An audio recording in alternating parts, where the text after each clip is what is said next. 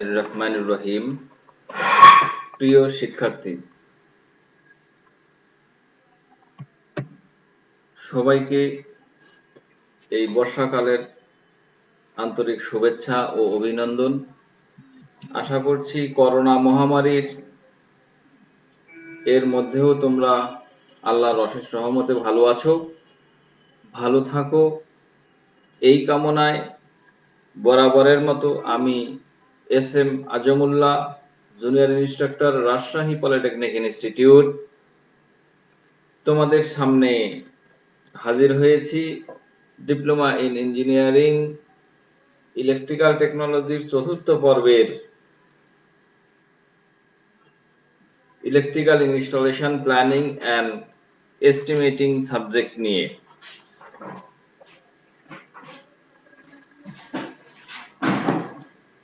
প্রিয় শিক্ষার্থী, এখন আমরা এনজয় করব ফেসবুক লাইভ ক্লাসের আমার ষষ্ঠ লেকচার চ্যাপ্টার অধ্যায় 7 এর আমরা আলোচনা করব। আজকের এই ক্লাসটি খুবই গুরুত্বপূর্ণ এবং তোমরা আশা করছি মনোযোগ দিয়ে এটি শুনবে এবং আজকে আমি কিছু বাড়ির কাজ দেব, সেগুলিও করার চেষ্টা করবে। তো প্রিয় শিক্ষার্থী, যদি তোমাদের শুনতে বা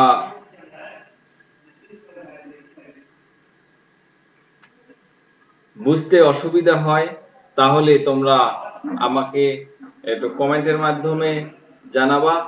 আমি যথাযথ চেষ্টা করব তোমাদের পরিষ্কার করতে। তো যাই হোক, প্রিয় শিক্ষার্থী, গত ক্লাসে তোমাদের কি কি করিয়েছিলাম মনে আছে তো? আশা করি সকলেরই মনে আছে। তাহলে দেখা যাক, আমরা গত ক্লাসে পড়িয়েছিলাম লাইটিং স্কিমের সংজ্ঞা, এটির প্রকারভেদ, প্রত্যক্ষ লাইটিং এবং পরোক্ষ লাইটিং, আধা পরোক্ষ লাইটিং এবং আধা পরোক্ষ লাইটিং কি, লাইটিং স্কিম ডিজাইনের বিবেচ্য বিষয়সমূহ কি কি। তারপরে পড়িয়েছিলাম UFMFDF অর্থাৎ কি, ইউটিলাইজেশন ফ্যাক্টর, মেইনটেনেন্স ফ্যাক্টর এবং ডেপ্রিসিয়েশন ফ্যাক্টর বা অবচয় ফ্যাক্টর। আশা করছি তোমরা এটি পড়েছো এবং এইগুলির গত ক্লাসের এইগুলিরই আমার যতগুলো স্লাইড করানো হয়েছে সেইগুলো থেকেই তোমাদের সংশ্লিষ্ট প্রতিষ্ঠানের তোমার ওই সাবজেক্টিভ টিচারকে এইগুলি জব শিট বা অ্যাসাইনমেন্ট আকারে জমা দিবা।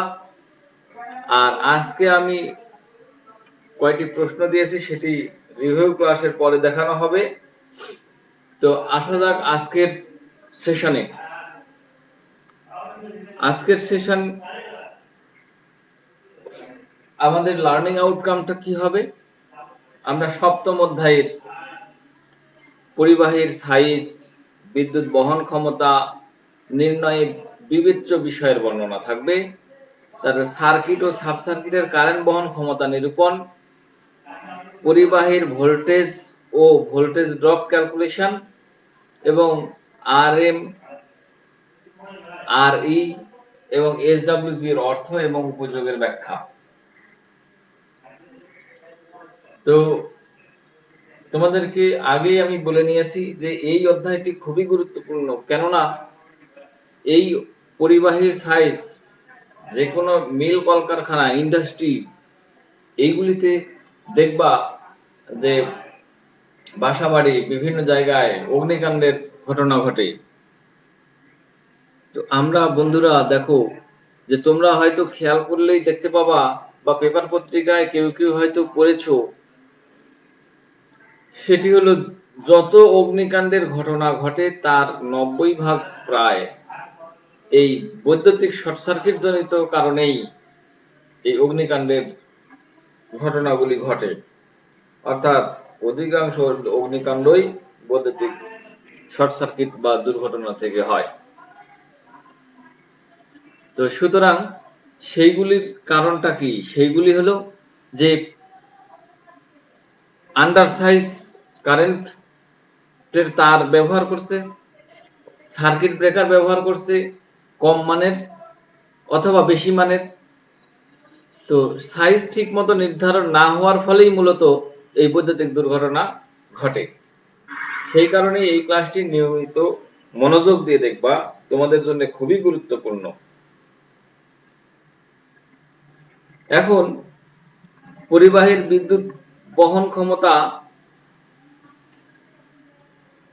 ও আকার নির্ণয় হিসাবের মূলনীতি কেন আমরা পড়ব সেটির একটু আলোচনা দেখিয়েছি।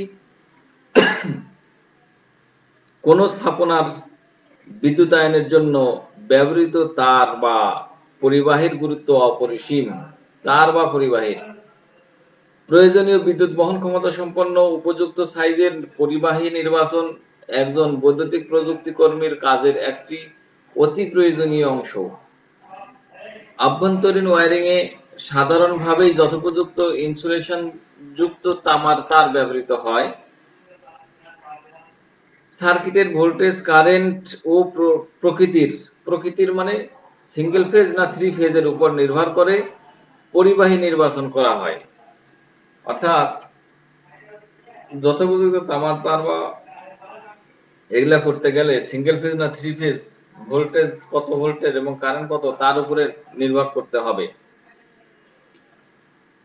তারের সাইজ নির্বাচন যথাযথ না হলে কম ক্ষমতার তারের মধ্য দিয়ে যদি বেশি কারেন্ট অধিক সময়ে প্রবাহিত হয় তাহলে তার গরম হয়ে ইনসুলেশন নষ্ট হতে থাকে এবং এক সময় শর্ট সার্কিট হয়ে বিপদ ঘটায়। বিদ্যুৎ বহনের ক্ষমতা নির্ণয়ে পরিবাহীর সাইজ এবং বিদ্যুৎ বহন ক্ষমতা নির্ণয়ে বিবেচ্য বিষয়সমূহ কি আছে? বিবেচ্য বিষয়সমূহ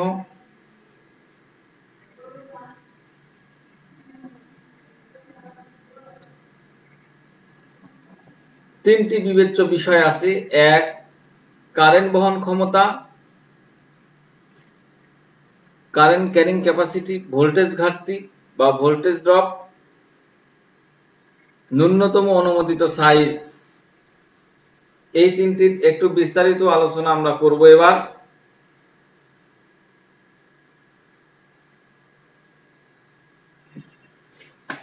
এক নম্বরে আছে কারেন্ট বহন ক্ষমতা। আমরা কি বলতে কি বুঝি? পরিবাহীর কারেন্ট মূলত নির্ভর করে সার্কিটের গৃহীত পাওয়ারের উপর। পাওয়ারের ভিত্তিতে নির্ধারিত হয় সাব সার্কিটের সংখ্যা।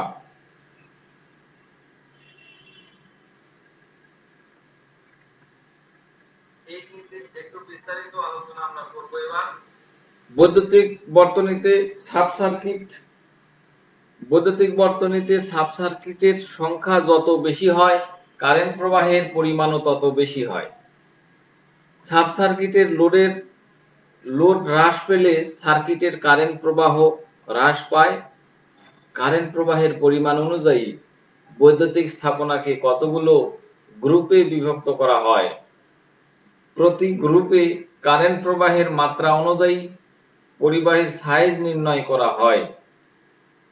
অর্থাৎ এইখানে আমরা যেটা বুঝছি যে সাব সার্কিটের যদি লোড হ্রাস পায় তাহলে কারেন্টও হ্রাস পাবে, কম হবে, এবং এই অনুযায়ী বিভিন্ন সার্কিটকে গ্রুপে গ্রুপে ভাগ করা হবে।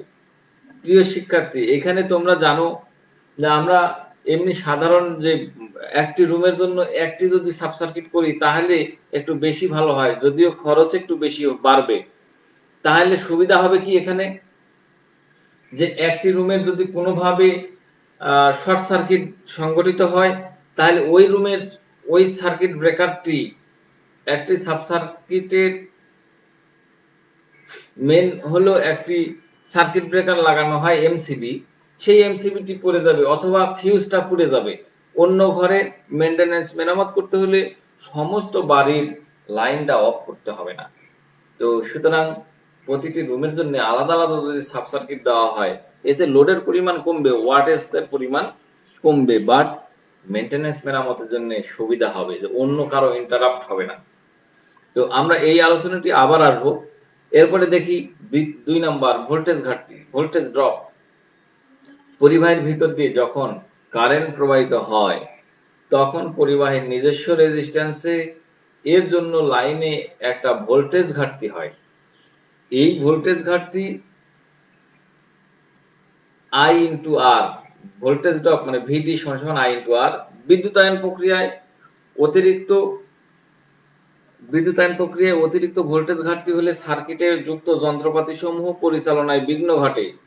মোট সার্কিটের জন্য 2 থেকে 3% এবং পাওয়ার লোডের জন্য 5%-এর বেশি ভোল্টেজ ড্রপ গ্রহণযোগ্য হবে না।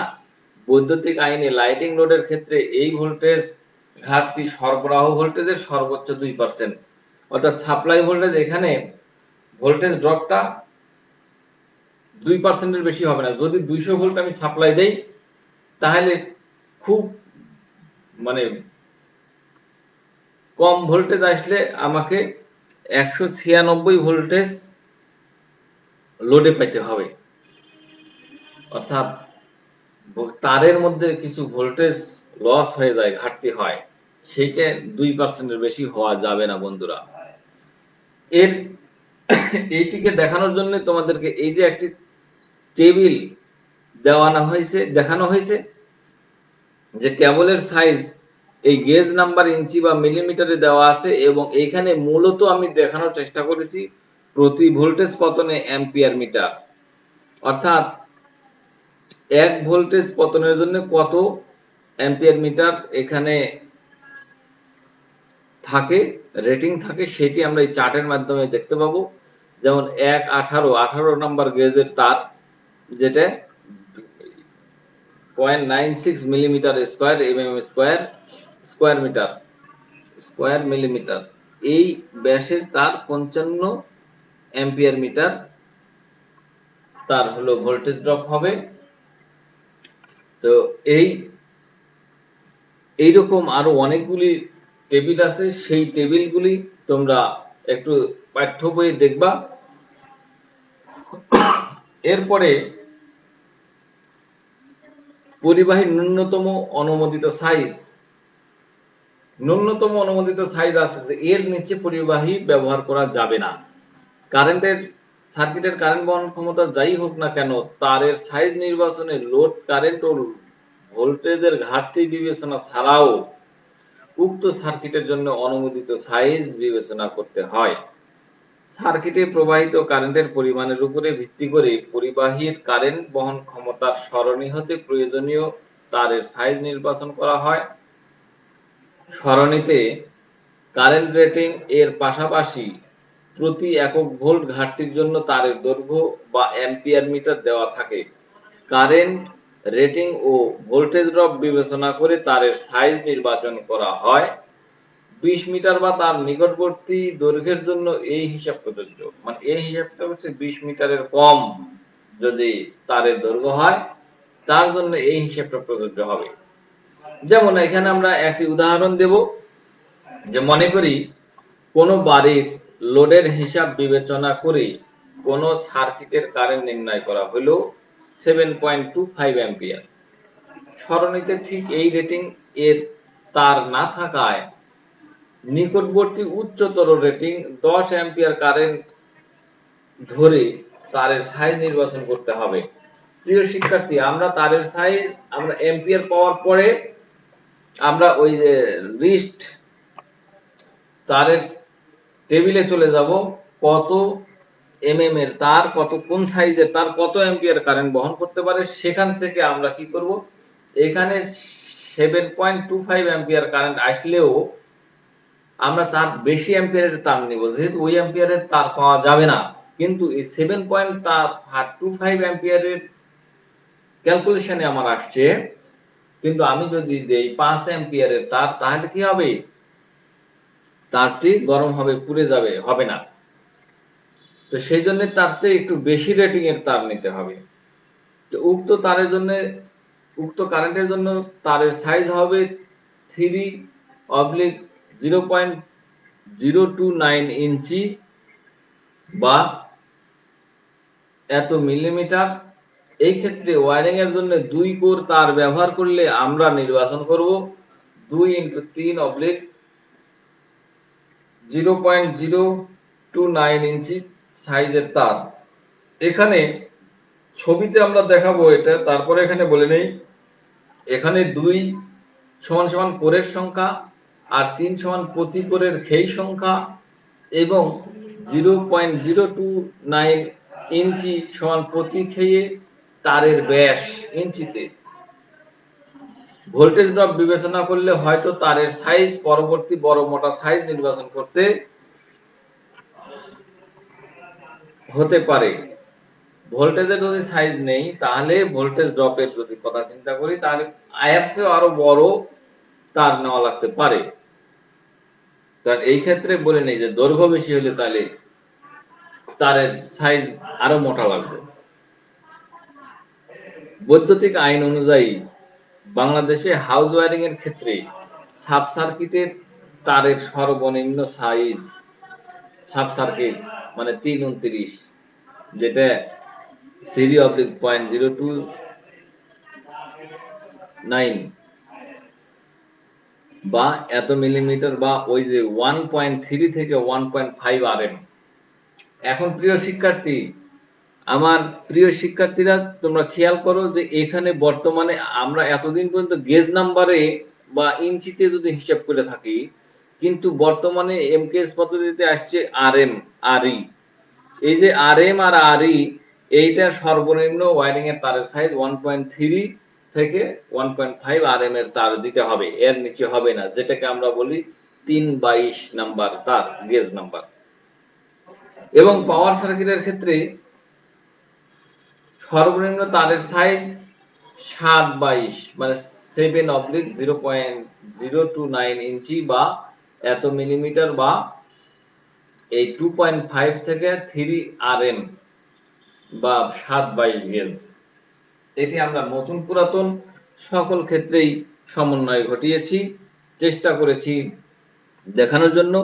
আর এই যে এটি তোমাদের দেখানো হয়েছে যে গেজ মিটার, একটি গেজ মিটার যেটি আগের বহুল প্রচলিত, যেমন আমরা এফপিএস পদ্ধতিতে শের, ছটাক, মন এই হিসেবে আম বা ধান আমরা এইসব ওজন পরিমাপ করতাম। বর্তমানে গ্রাম, কিলোগ্রাম এই সমস্ত পদ্ধতি এনকেএস পদ্ধতিতে পরিচালনা করছি। তারই এই এফপিএস পদ্ধতির একটি স্কেল, যেটিকে এই যে 0 নাম্বার স্ট্যান্ডার্ড ওয়্যার গেজ, এটির গেজ নাম্বার যত বৃদ্ধি পাবে তত তার চিকন হবে। আর এই যে 1 নাম্বার মোটা, 2 নাম্বার চিকন, 3 নাম্বার তার আরো চিকন, এইভাবে 14 নাম্বার তার আরো চিকন, ঠিক এইভাবে 30 নাম্বার আরো চিকন, তারপরে 31, 32, 33, 34, 35, 36 পর্যন্ত এই গেজ মিটার একটা স্ট্যান্ডার্ড ধরা আছে। তো প্রিয় শিক্ষার্থী, এখানে আমরা কিছু তারের ছবি দেখানোর চেষ্টা করেছি যে তারের কত প্রকার, কি ধরনের তার থাকতে পারে। যেমন টুইন কোর, একটু আগেই বলা হলো 7.25 অ্যাম্পিয়ার তারের জন্য টুইন কোর দিলে ভালো হবে।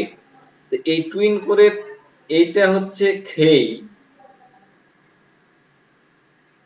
আর এটা হলো কোর, এটা হলো, এটা একটা নীল একটা আর ধূসর একটা কোর। আর খেই হচ্ছে এই যে এটা সিঙ্গেল কোর কেবলের, এটা হলো আর ই, আর ই মানে সিঙ্গেল সলিড স্ট্যান্ডার্ড ওয়্যার। তো একটা তারের উপরে, তারের ভিতরে একটাই খেই থাকবে, একটা করে একটাই খেই।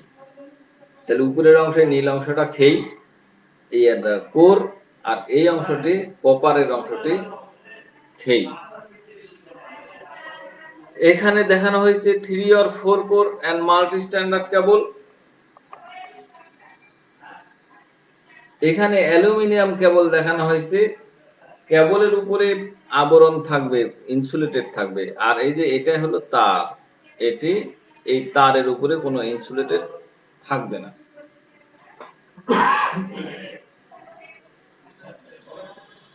এরপরে টুইন কোর 3 স্ট্র্যান্ড কেবল। এই কেবলটা তোমরা দেখেছো যে অনেক আগে ব্যবহার করা হতো। এইটি একটি কপার ওয়্যার, যার উপরে আলাদা কোনো ইনসুলেশন নাই। এই কপার ওয়্যারটি আর্থিং তার হিসেবে ব্যবহার করা হয়। আমরা দেখেছি বহু আগে এই তার ব্যবহার হতো, বর্তমানে এটি ব্যবহার করা হয় না বা প্রচলিত নয়, কারণ এই তারের দাম অনেক বেশি। এবং এখানে টুইন কোর এবং মাল্টি স্ট্র্যান্ড কেবল, আমরা যে 322 320 এরকম বলছি, এই যে খেইগুলা এখানে অনেকগুলা আছে, মাল্টি আছে অনেকগুলা। এখানে যদি 3টা খেই থাকে তাহলে এটা 322 হবে, বা গেজ নাম্বারে যেটা বলি 1.2 RM বা 1.3 RM। তো যাই হোক, এই তারের পরিচয় গেল। এখন আমরা আসবো সার্কিট ও সাব সার্কিটের কারেন্ট বহন ক্ষমতা নিরূপণ। কিভাবে কারেন্ট বহন ক্ষমতা আমরা বের করব, হিসাব করব। ওয়্যারিং সার্কিট ও সাব সার্কিটের কারেন্ট বহন ক্ষমতা নিরূপণের সুবিধার্থে লাইটিং সার্কিট ও পাওয়ার সার্কিটকে পৃথকভাবে হিসেব করা হয়।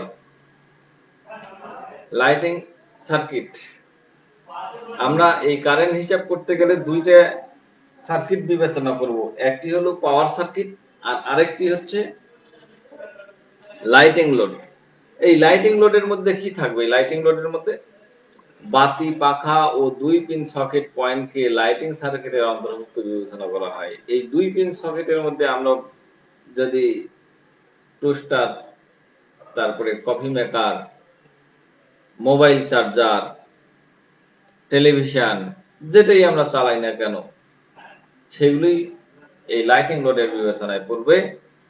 গৃহে ব্যবহৃত অ্যাপ্লায়েন্সের গায়ে নেম প্লেট লেখা বিবেচনা ছাড়াই ওয়াটেজ বা পাওয়ার নিরূপণ নিম্নরূপে বিবেচনা করা হয়। আমরা এখন কে মোবাইল চার্জ দিচ্ছি, আর কে টিভি চালাচ্ছি, আর কে বৈদ্যুতিক আয়রন ইস্ত্রি চালাচ্ছি, সেটি আমরা কি করে বুঝবো? সেটি বোঝার জন্য আমাদের অত হিসাবের দরকার নাই। আমরা এই ওয়াটেজ স্ট্যান্ডার্ড হিসেবে ধরে নিব।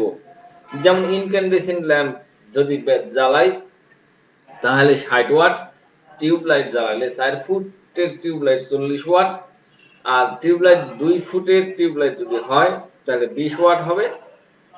ঠিক তেমনি সিলিং ফ্যান 56 ইঞ্চির 80 ওয়াট, 48 ইঞ্চির 60 ওয়াট, 2 পিন সকেট 60 ওয়াট থেকে 100 ওয়াট। তো প্রিয় শিক্ষার্থী, যদি তোমরা এই হিসেবে ধরো তাও হবে, অথবা এই 2 পিন সকেটের সাথে 2 পিন সকেটকে 100 ওয়াট ধরাই ভালো।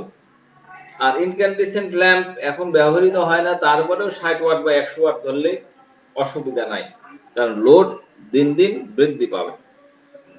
বাড়ির পয়েন্টগুলোকে গণনা করে তার পাওয়ার নির্ণয় করা হয়। হিসাবকৃত পাওয়ারকে সরবরাহ ভোল্টেজ দ্বারা ভাগ করে কারেন্ট নির্ণয় করা হয়। প্রতি 5 অ্যাম্পিয়ার বা তার ভগ্নাংশের জন্য একটি করে সাব সার্কিট বিবেচনা করা হয়। এছাড়াও আরেকটি পদ্ধতি, লোড হিসেবে প্রতি 800 ওয়াটের জন্য একটি সাব সার্কিট বিবেচনা করা হয়ে থাকে। যেমন সার্কিটের মোট কারেন্ট সমান সমান হিসাবকৃত, মানে টোটাল পাওয়ার যেটা পাবো সেইটা সার্কিটের দিয়ে ভাগ করেও সরবরাহ ভোল্টেজ। যেমন সার্কিটে আমরা বাসাবাড়িতে ব্যবহার করি 230 বা 220 ভোল্ট, যত পাওয়ার হোক সেই পাওয়ারকে 230 দিয়ে আমরা ভাগ করে দেব। সাব সার্কিটের সংখ্যা, সাব সার্কিটের সংখ্যা হলো সার্কিটের মোট কারেন্ট ভাগ 5। এটা গেল মোট কারেন্ট, আর সাব সার্কিটের সংখ্যা আমরা বের করব। অথবা ওই একই হিসাবই হবে, মোট পাওয়ারকে 800 দিয়ে ভাগ করলে সাব সার্কিটের সংখ্যা হিসাব করা যাবে। দুইটা পদ্ধতি। এইবার সাব সার্কিটের সংখ্যা এই এটা হচ্ছে। আর পাওয়ার সার্কিটে আমরা কি করব বন্ধুরা, তোমরা ভালো করে খেয়াল করো। পাওয়ার সার্কিট মূলত দুই ধরনের, যথা বাসাবাড়ির পাওয়ার সার্কিট আর ইন্ডাস্ট্রিয়াল পাওয়ার সার্কিট। বাসাবাড়ির পাওয়ার সার্কিট মূলত 3 পিন সকেট আউটলেট এবং প্রতিটি সকেট আউটলেট পয়েন্টের পাওয়ার 1000 ওয়াট ধরা হয়। বাড়িতে ব্যবহৃত বৈদ্যুতিক heater, electric cooker, electric oven, washing machine, water cooler, refrigerator, air conditioner প্রভৃতি প্রকৃত পাওয়ারকে বিবেচনা করা হয়। এইগুলো প্রকৃত পাওয়ার হিসেবে ধরতে হবে। আর না হলে আমরা 1 থেকে 1500 ওয়াট পর্যন্ত আমরা ধরতে পারি। পাওয়ার সার্কিটের লোড বা ওয়াটেজকে পৃথকভাবে হিসাব করা হয়। প্রতি 3000 ওয়াট অথবা দুটি আউটলেটের জন্য একটি পাওয়ার সাব সার্কিট বিবেচনা করা হয়। কারেন্ট হিসাব করলে প্রতি 15 অ্যাম্পিয়ার বা তার ভগ্নাংশের জন্য একটি পাওয়ার সার্কিট ধরা হয়। সার্কিটের কারেন্ট যত কমই হোক না কেন, কোন সার্কিটের জন্য ব্যবহৃত তারের সর্বনিম্ন অনুমোদিত সাইজ এই 729 বা 2.5 থেকে 3 RM বা 722 গেজ। এর নিচে তার ব্যবহার করা যাবে না সাব সার্কিটে। ইন্ডাস্ট্রিয়াল পাওয়ার সার্কিটেও একই কথা। এখানে খালি বৈদ্যুতিক মোটর, জেনারেটর, ট্রান্সফরমার, শিল্প কারখানায় ব্যবহৃত বিশেষ ধরনের যন্ত্রপাতি, এই ক্ষেত্রেও একই কথাই আসবে যে এখানেও তারের সর্বনিম্ন সাইজ ওই 2.5 থেকে 3 RM। প্রিয় শিক্ষার্থী, এখানে আমি দেখানোর চেষ্টা করেছি RM অর্থ, RE এবং SWG এর অর্থ। রাউন্ড কন্ডাক্টর মাল্টি ওয়্যার, আর RE অর্থাৎ সলিড সিঙ্গেল রাউন্ড কন্ডাক্টর। আর SWG মানে গেজ নাম্বার, যেটা স্ট্যান্ডার্ড ওয়্যার গেজ, যেটা তোমরা ছবিতেও দেখেছো। এরপরে কপার ও অ্যালুমিনিয়াম পরিবাহীর মধ্যে তুলনা। নিশ্চয়ই কপারের দাম বেশি হলেও এটি ভালো, আর অ্যালুমিনিয়ামের দাম কম হলেও এটি সহজলভ্য। সুতরাং দুইটার দুই রকম সুবিধা আছে, এটা তোমরা দেখে নেবা। আমি একটা তালিকা দেখানোর চেষ্টা করেছি যে একটি কেবলের সাইজ নির্ধারণ করতে হলে, যদিও তোমরা এটি দেখতে পাচ্ছ না, ভালো করে দেখা সম্ভব নয়, আর মোবাইলের স্ক্রিনে তো আরোই সম্ভব নয়। তারপরে এরকম অনেকগুলা চার্ট আছে, এইরকম চার্ট থেকে ওই কেবল নির্ণয় করতে হয়। এই কেবল নির্ণয় করতে গেলে আমার কারেন্ট নির্ধারণের পরে এখানে দেখতে হবে কোন কেবলটা আমার ওই কারেন্টের সাথে মিলছে, সেই সাইজের কেবল আমরা লাগাবো। সেই জন্য মূলত দেওয়া হয়েছে, এটি তোমার পাঠ্য বইয়ে আছে। তো প্রিয় শিক্ষার্থী, আমরা শেষ পর্যায়ে চলে আসছি। আমরা কি এতক্ষণ শিখলাম? পরিবাহীর সাইজ, বিদ্যুৎ বহন ক্ষমতা নির্ণয় বিবেচ্য বিষয়ের বর্ণনা করলাম। সার্কিট ও সাব সার্কিটের বহন ক্ষমতা নিরূপণ করা শিখলাম। পরিবাহীর ভোল্টেজ ও ভোল্টেজ ড্রপ ক্যালকুলেশন, আর এই যে RM, RI, RE এবং SWG এর অর্থ উপযোগের ব্যাখ্যা।